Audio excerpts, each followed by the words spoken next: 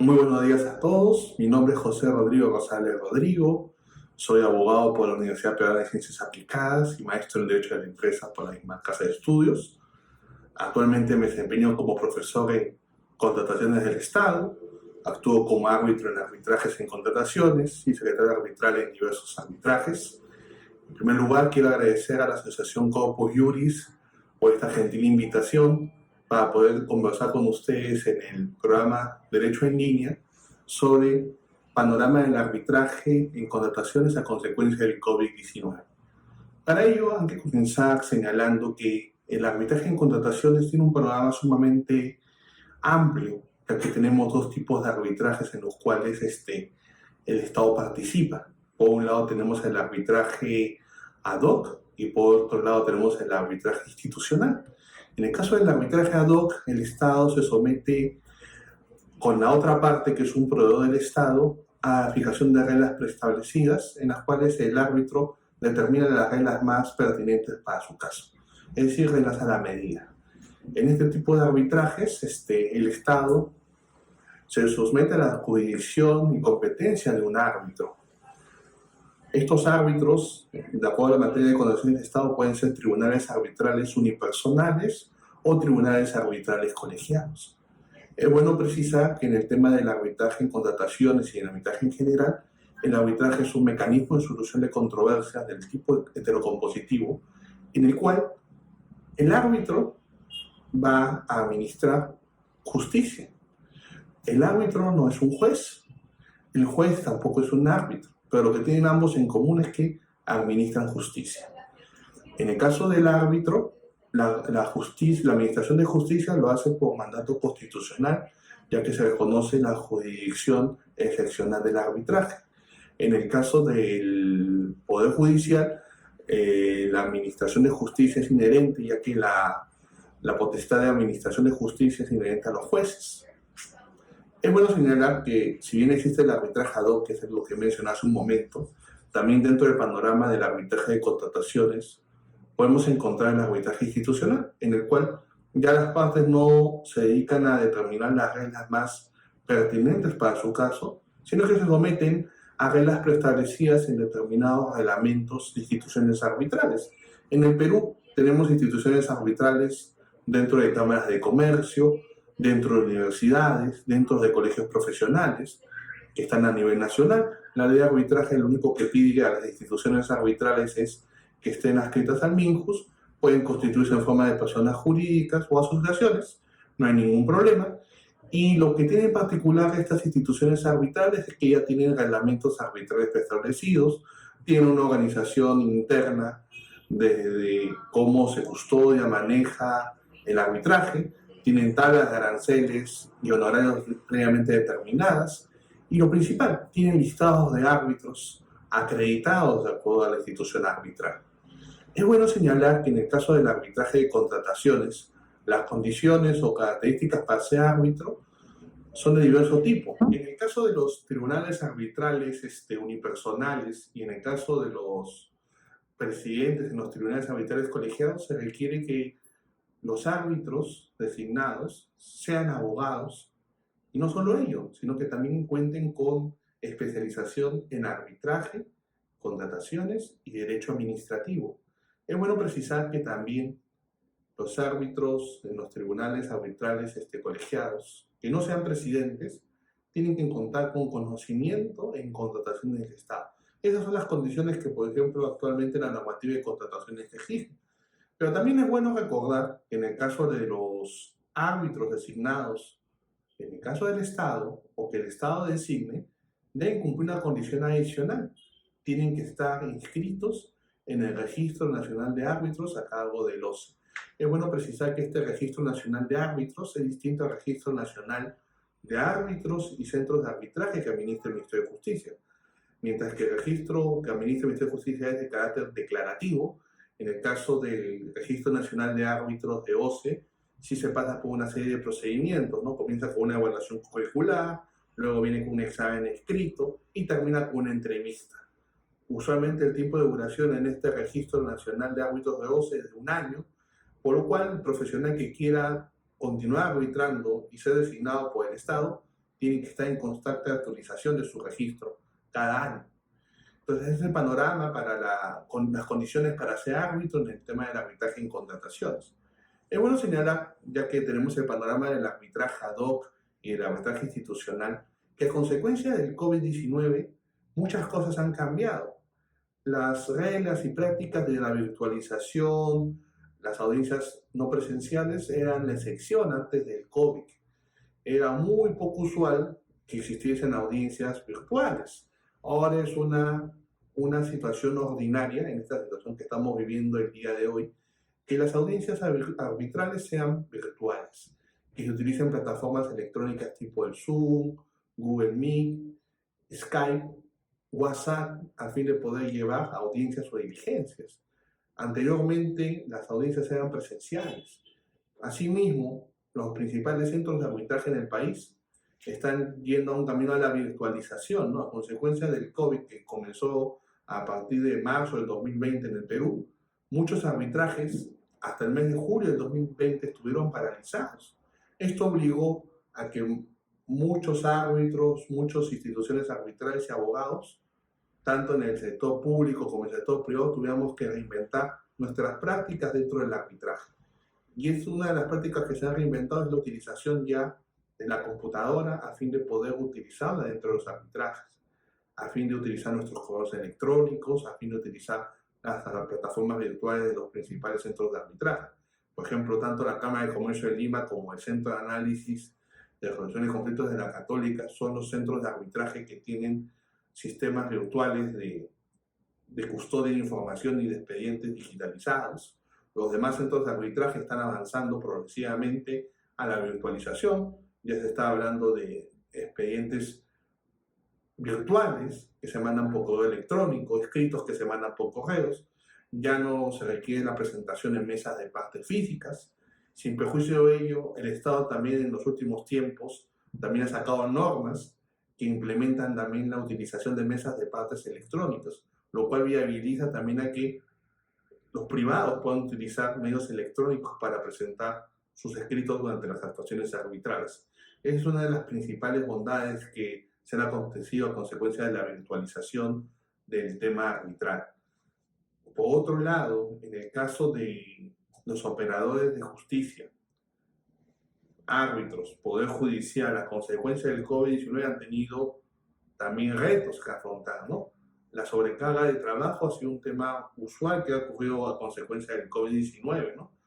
Muchos procesos arbitrales estuvieron paralizados y después se tuvieron que normalizar, ¿no? Los principales centros de arbitraje sacaron instructivos, lineamientos, a fin de que las partes pudiesen pactar o acordar la virtualización o la utilización de medios electrónicos. Ahora, en el caso de los arbitrajes ad hoc, es importante señalar que para que se pueda utilizar los medios virtuales tiene que existir el acuerdo entre las partes.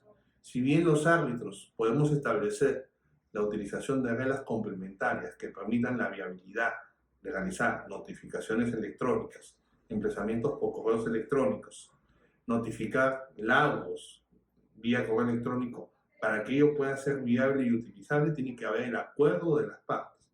Por tanto, aún es un reto actual que ciertas entidades públicas y ciertos proveedores del Estado permitan la utilización de los medios virtuales, ¿no? Muchas veces cuando la parte demandada es el Estado o es un privado, a veces hay una renuencia a utilizar los medios virtuales. Es importante señalar que muchas procuradurías del Estado han tenido que reinventarse y cambiar sus estrategias legales a fin de enfrentar al COVID-19. En muchos casos han habido casos de procuradurías públicas que a fin de poder cumplir con las cuotas de permanencia física en la entidad, ha tenido que reducir también a su personal permanente en la entidad, lo cual ha obligado a que en muchos casos se realice labores de teletrabajo. Y eso implica también que la defensa jurídica ya no esté al 100% efectiva. Actualmente ya muchos equipos de las procuradurías de las principales entidades del Estado se han reorganizado para poder afrontar esta carga de arbitrajes, porque es bueno señalar que el arbitraje en contrataciones del Estado es casi el 70% del arbitraje que hay en el país. Independientemente de que exista el arbitraje comercial, lo que más se arbitra en el Perú es el arbitraje en contrataciones del Estado y en sus regímenes paralelos, tanto sea en concesiones, APPs, obras por impuestos u otros regímenes independientes a la ley de contrataciones del Estado. Es bueno también señalar que uno de los grandes retos que se va a enfrentar a consecuencia del COVID-19 es a la constante preparación que van a tener las partes, los árbitros y las instituciones arbitrales de poder utilizar los medios virtuales, ya que las exposiciones todos se hacen de forma no presencial. Entonces ahora es muy importante medir los tiempos, con cuidado las estrategias legales que se van a presentar. Lo importante es que se tomen las estrategias legales en los tiempos adecuados, ya que la medición de estos tiempos va a permitir, digamos, que el tribunal arbitral tenga un mayor grado de interacción. Ahora hay una escucha mucho más atenta cuando antes de una audiencia no presencial frente a una audiencia virtual, porque todo el mundo está atento a lo que dice cada persona, estás atentos a los gestos que dicen los árbitros, a las repreguntas que se hacen en ese momento. Entonces tienes un mayor orden para poder conversar, ¿no? A diferencia de una audiencia no presencial que a veces, por temor o nervios, una persona no decía lo que tenía que decir, ¿no? Entonces, esta virtualización está ayudando, ¿no? Ahora es bueno señalar que antes que se diera el tema del COVID-19, existían elementos de donde se utilizaba la virtualización. Por ejemplo, el propio OCE, en los arbitrajes ad hoc que dan en provincia, utilizaba el tema de las audiencias no presenciales, en el cual las partes que no podían venir a la ciudad de Lima podían ir a las oficinas desconcentradas de OCE y desde ese lugar conectarse para realizar la audiencia de instalación. Ahora, si me preguntan, los arbitrajes ad hoc, si la audiencia de instalación es un mecanismo idóneo para realizar los arbitrajes, creo que con el tiempo ya se ha vuelto en un mecanismo que necesita una revisión, ya que se ha vuelto un poco inoperante que en un arbitraje ad hoc tengamos una instalación para que se puedan fijar las reglas.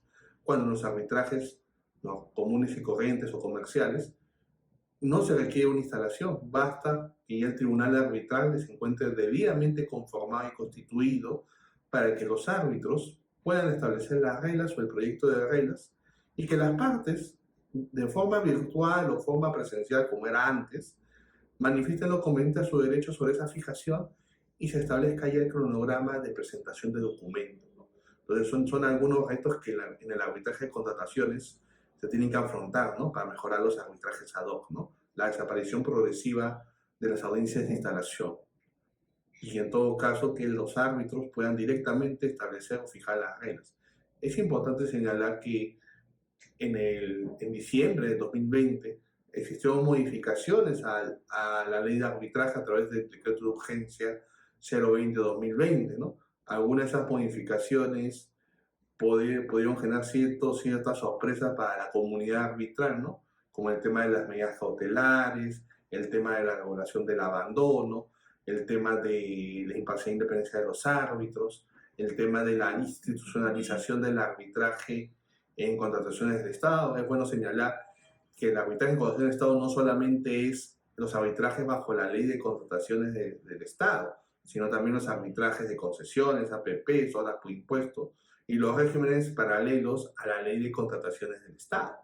Entonces, el perfil de esta norma es que el arbitraje donde participa el Estado migre de forma progresiva hacia un arbitraje institucional, lo cual genera muchas condiciones favorables para las partes, ¿no? Predictibilidad de reglas, genera, digamos, un nivel de confianza en la institución arbitral que las partes acuerden, con lo cual ahora puede ser cualquier institución arbitral. Antes se requería que las instituciones arbitrales se encuentren acreditadas por el OCE.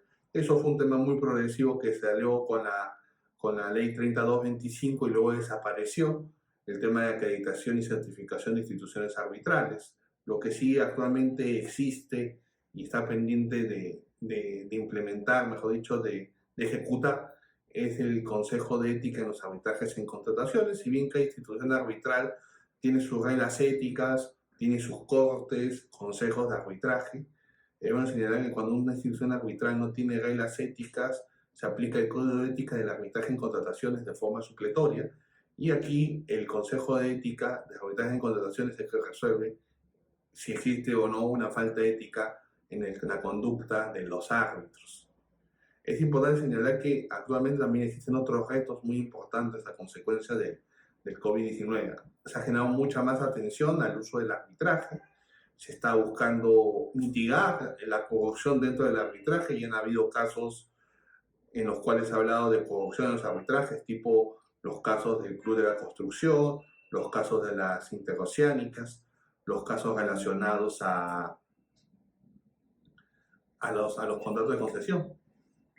Han habido casos tales como el Club de la Construcción, los casos de los contratos de las interoceánicas Norte y Sur, donde participaron diversas empresas, tanto nacionales como extranjeras, y eso mermó mucho la reputación de la utilidad y viabilidad del arbitraje. Tanto es así que actualmente se discute si el árbitro o el sujeto árbitro debería ser un funcionario o servidor público o cumplir un tema de función pública. Actualmente los árbitros que arbitran en contrataciones del Estado tienen que llenar una declaración jurada de intereses en la cual señalen sus vínculos tanto accionariales como de participaciones en personas jurídicas, si tienen poderes, si tienen familiares que trabajan en el Estado, si tienen alguna consultoría, servicio o contrato con el Estado. Se busca con esto una medida de transparentar, ¿no?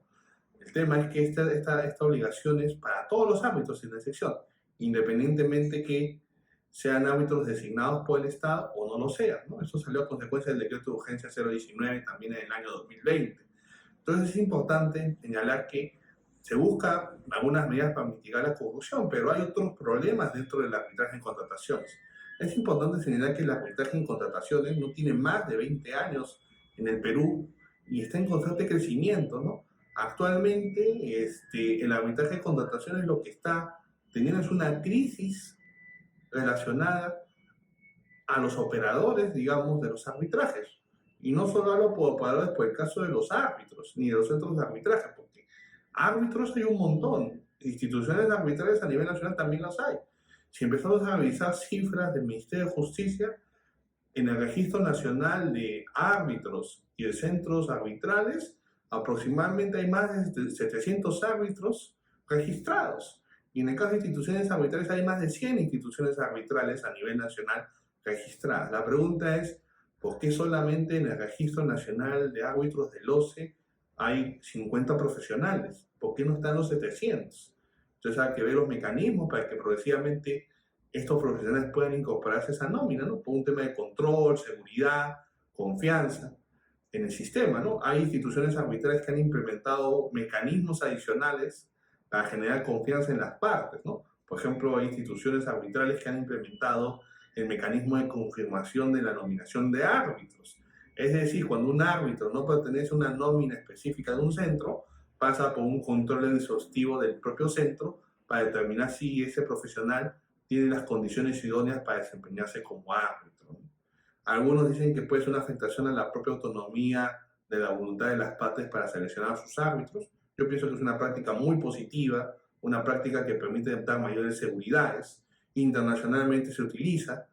Por ejemplo, puede llegar el día que en el Perú utilicemos también el tema de control de calidad de los laudos. Por ejemplo, la Cámara de Comercio Internacional de París, a través de su Secretaría General, hace control de calidad de los laudos arbitrales previo a su notificación a las partes, ¿no? Entonces todavía estamos en una constante evolución, ¿no? Actualmente ya existen cursos de derecho en las universidades, tal como el UPC, y profesionales también de la facultad que se desempeñan en arbitraje. Algunos como árbitros, otros como abogados litigantes, otros trabajan en procuradurías, otros trabajan en el Sistema Nacional de Abastecimiento o en entidades públicas viendo temas de arbitraje, viendo temas de contrataciones. Por tanto, esta facultad es sumamente joven y hay muchos profesionales jóvenes que ya estamos viendo arbitraje, ¿no? Entonces yo los incentivo a que sigan viendo el tema arbitral, sigan investigando. Las iniciativas como las que está haciendo Corpus Juris son sumamente interesantes, importantes. Entonces, la reflexión que les dejo es que sigan capacitándose en el tema de arbitraje, sean críticos con el tema del sistema de contrataciones del Estado. No es el único sistema, digamos, que puede tener algún problema. Ha tenido sus bondades y también sus desventajas, y creo que la acción del COVID-19 ha generado nuevos retos, ¿no? Y retos positivos, porque estamos yendo en el camino de la virtualización, cosa que antes era la excepción. Antes no era la regla, ahora va a ser la regla. Ahora veremos qué ocurre después de que termine el COVID-19, si esta virtualización continúa o no continúa, si vamos a entrar a otro panorama. Por ejemplo, se habla de las inteligencias artificiales dentro de los arbitrajes. Todavía el Perú está un poquito lejos todavía de desarrollar esos temas, pero ante todo, muchas gracias por sus reflexiones, por escucharme en estos minutos y será hasta otra próxima oportunidad. Gracias.